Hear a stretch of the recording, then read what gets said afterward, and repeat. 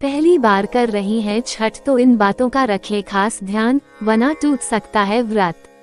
इससे पहले ही सूर्य देव और छठी मैया जो भी आपका प्यारा भक्त इस चैनल को लाइक, शेयर और सब्सक्राइब करें।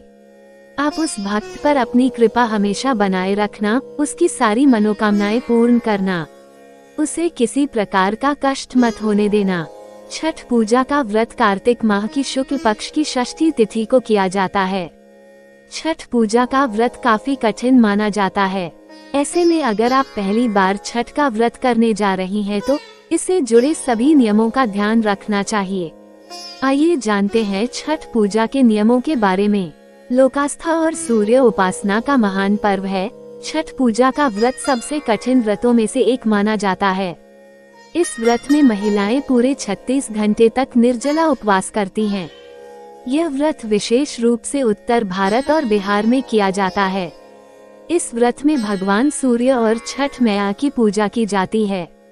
इस व्रत में 2 बार सूर्य को अर्घ्य दिया जाता है, जिसमें पहले ढलते सूर्य को और अगले दिन उगते सूर्य को अर्घ्य देने के बाद ही व्रत पूरा होता है।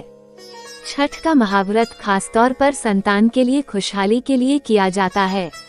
ऐसी मान्यता है कि सच्चे मन से की गई पूजा से छठी मैया प्रसन्न होती हैं और व्रत रखने वालों की सभी मनोकामनाओं को पूरा करती हैं।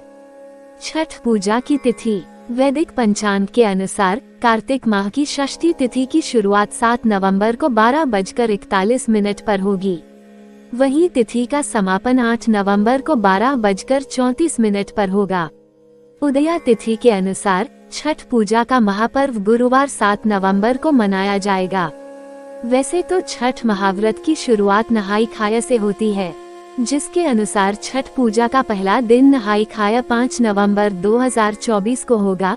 छठ पूजा का दूसरा दिन खरना का 6 नवंबर 2024, छठ पूजा का तीसरा दिन 7 नवंबर 2024 संध्या अर्घ्य और छठ पूजा का चौथा दिन उषा अर्घ्य 8 नवंबर 2024 को दिया जाएगा।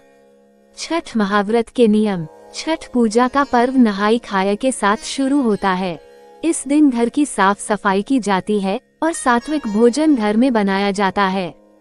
नहाई खाया से ही घर में लहसुन और प्याज का प्रयोग नहीं किया जाता है, इसलिए छठ के पहले दिन से घर में तामसिक भोजन और प्याज लहसुन का इस्तेमाल बंद कर दें।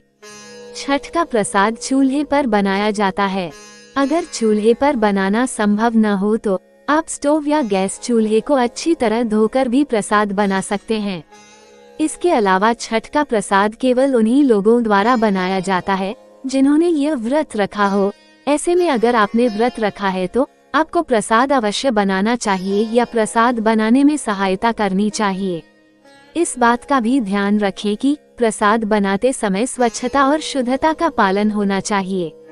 नहाई खाए के दिन स्नान कर साफ कपड़े पहनकर ही सात्विक भोजन ग्रहण करें। व्रत रखने वाली महिलाएं जमीन पर सोएं। इसके अलावा छठ व्रत का पारण उगते सूर्य को अर्घ्य देने के बाद ही करें और छठ पूजा के लिए बांस से बने सूप और टोकरी का ही इस्तेमाल करें। ऐसे ही वीडियो देखने के लिए इस चैनल को लाइक, शेयर और सब्सक्राइब जरूर करें।